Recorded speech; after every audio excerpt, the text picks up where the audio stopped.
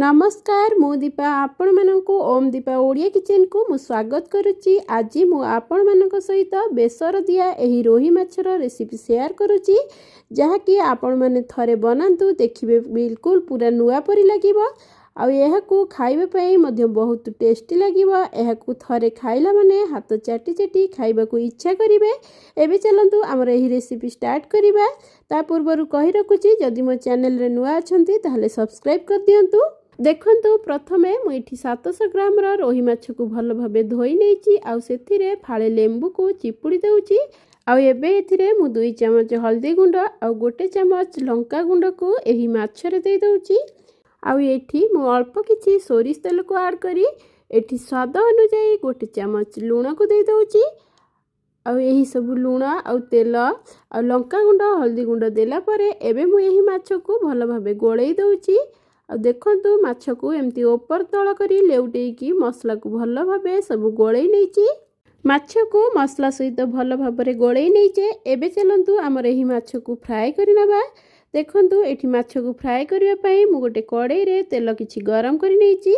आ तेल एठी गरम हैला परे सबतक माछ को मु एठी ऐड कर दउची। एही सब माछ को एबे मु गोल्डन ब्राउन कलर हेबा पर्यंत फ्राई करि नेबी।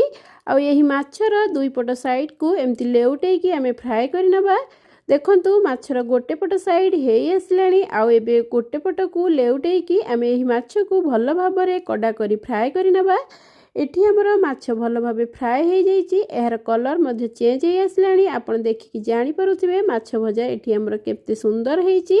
एबे मु एहा को गोटे प्लेट को बाहर कर दउची।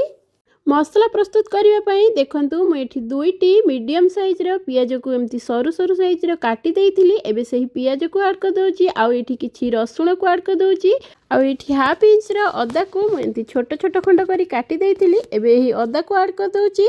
आ एठी 4 रु 5टी कंचा लंका को दे दउची। आ 1 चमच गोटा मरीच को दे दउची। आ 1 चमच एठी मु धळा सोरिष को दे दउची। आ 1 चमच कला सोरिष को दे दउ। आ एबे एथिरे मु 1 चमच जीरा को ऐड कर दउची। आ एठी मु 1 चमच गोटा धनिया को दे दउची। आ 2टी सुखिला लंका को ऐड कर दउची। एबे मु एथिरे 1 चमच हल्दी पाउडर को दे दउची। आ एठी अल्प किछि तेल ऐड करी आ एथिरे मु अल्प टिके पानी देकी एही सब मसला को भलो भाबे गोळेई दउची। आ एठी देखंतु मु एही मिक्सचर जार सहायता रे एही मसला को सब देकी भलो भाबरे फाइन पेस्ट बनै नउची। देखंतु एठी मु मीडियम साइज रो 2टी टमाटो को नेची। एही टमाटो को एमती चुन चुन करी काटी दउची। एही माछ तरकारी बनेबा पई देखंतु एठी हमर पैन पूरा रेडी हो जाईची। सही पैन रे मु किछि सोरिष तेल को ऐड कर दउची। आ तेल गरम होला परे एथिरे मु 1 चमच जीरा को ऐड कर दउची। जीरा भलो भाबे फुटी गला परे एथिरे 2टी तेज पत्र को दे दबा। आ 1 गुजराती को दे दबा। आ काटी के रखितिबा एही 2टी टमाटो को ऐड कर दउची। आ एबे एथिरे मु किछि धनिया पत्र को ऐड कर दउची। तेल रे मु एबे टमाटो को 2 मिनिट पई फ्राई कर नउची।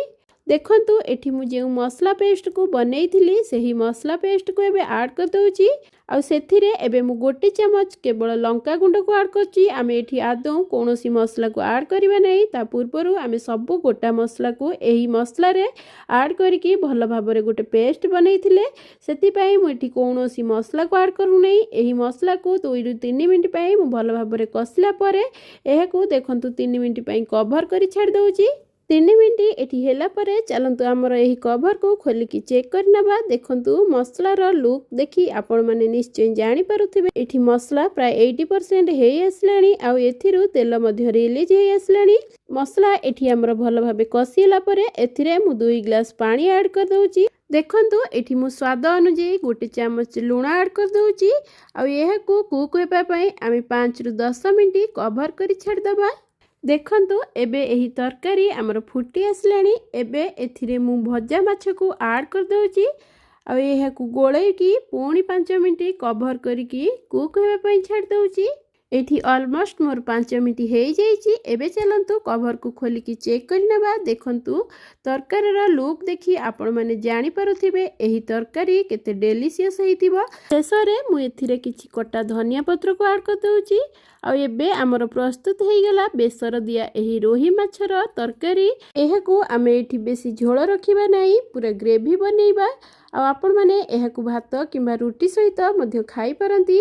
जदि आपण मानकु एही रेसिपी पसंद लगे ताहले प्लीज लाइक शेयर सब्सक्राइब कर दियंतु आ पाखर थिबा बेल आइकन को क्लिक करंतु जहा द्वारा आपण माने नुआ नुआ वीडियो रो नोटिफिकेशन सर्वप्रथम पाई परिबे। ताहले पुणी आसीबी आ एक नुआ रेसिपी नेकी नुआ वीडियो रे रहुची। नमस्कार।